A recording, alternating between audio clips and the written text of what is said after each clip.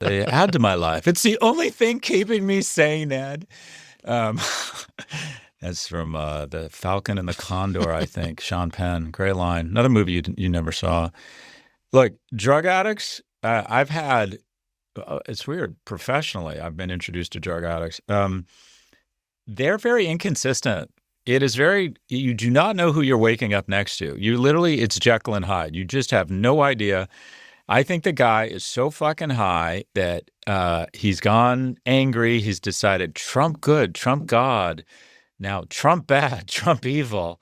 And he's tweeting like crazy. He's mad tweeting. He's rage tweeting.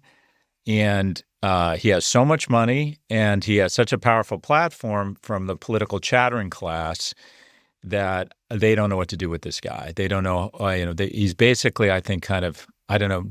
Kara was talking about this. Kara thinks that they've got to bear hug him and figure out a way to settle with him.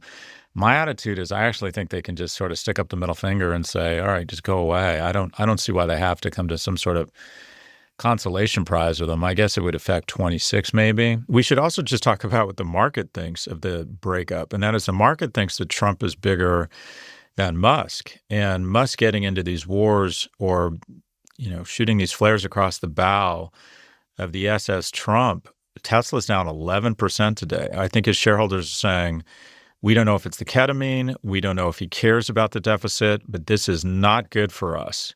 The thing that is so disappointing is that the holdouts, one, I appreciate the fact that they are quote unquote fiscal hawks and they're saying this grows the deficit too much. What is so disappointing is none of them are talking about, okay, maybe we need to raise revenues. Maybe we need to not raise the exemption on the estate tax. Maybe we need to lower it. Maybe we do, in fact, need to have some sort of alternative minimum tax on the wealthy and on corporations. Because on my debate yesterday with Piers Morgan, featuring me and Kevin O'Leary, Mr. Wonderful, he basically said we have to have the capital as mobile and we have to have at least be in the middle of tax rates. And I actually agree with Kevin on this, but I didn't get a chance to respond. But here's the thing. Our tax rates are illusory. It's our ability to enforce them and not have a tax code that basically makes it such that the majority of wealthy people and the majority of corporations never pay what they're supposed to pay in terms of tax rates. The tax rate is unimportant. It's the tax code and our inability to enforce it. But none of them, for all their outrage about the tax on you and your generation moving forward, which is what a deficit is, and that it will ultimately begin to crowd out investments in the deficit and any forward-leaning investments in education or technology, none of them are outraged enough to actually broach the subject of, well, maybe we need to raise revenues. So this is, I was just on with the Young Congressional Democratic Caucus, and they said, I had a list of policy ideas, and they said, what would you do right away? A lot of my policies are more longer term, national service, changing the tax code. They said, what would you do right away? I'm like, I think the young Democrats should propose. They have a bunch of incredibly bright staffers.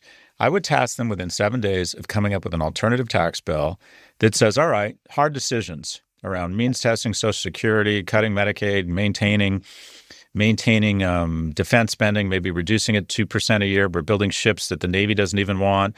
Come up with X in cost savings, X in reduction in spending. And this is what will be different than the big, beautiful, we have 1.5x in revenue increases, which I think they could find. That wouldn't be that hard to find. Alternative minimum tax, lowering the state tax deduction.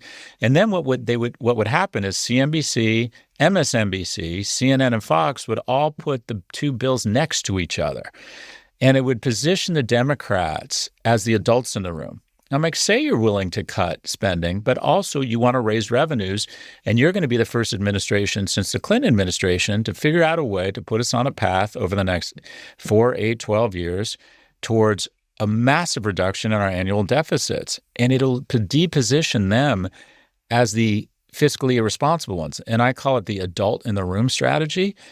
But all of the oxygen is Mike Johnson and Republicans grabbing the mic and saying, I'm a fiscal hawk, and before I bend over and take it up the ass from Trump, which they will all do, that escalated quickly, they will all do, get some airtime. It's interesting that you think that Elon that all he cares about is really just what's happening with the EV tax credits, which are going to be stripped out in this bill.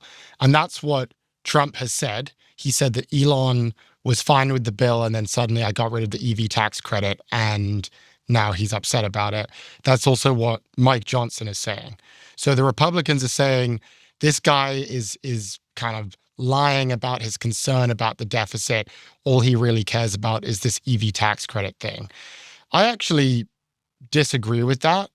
I don't, I mean, I just don't believe that that's the real problem. I actually believe that Elon went in there. I mean, think about what his job was. His job was to reduce spending. That was the whole point of him entering this government. That was the whole point of Doge. And this bill, which is going to increase deficits by somewhere between $2 to $4 trillion over the next decade. No one really knows. This bill has rendered Doge and Elon's entire existence in this government as useless and irrelevant. And I think Elon is probably, I mean, probably rightly offended by that. And now he's having this lash out. And because he's a very weird guy and because he has an addiction to social media, he's doing it in a crazy way where he's just lashing out like a maniac on social media. But that doesn't make me think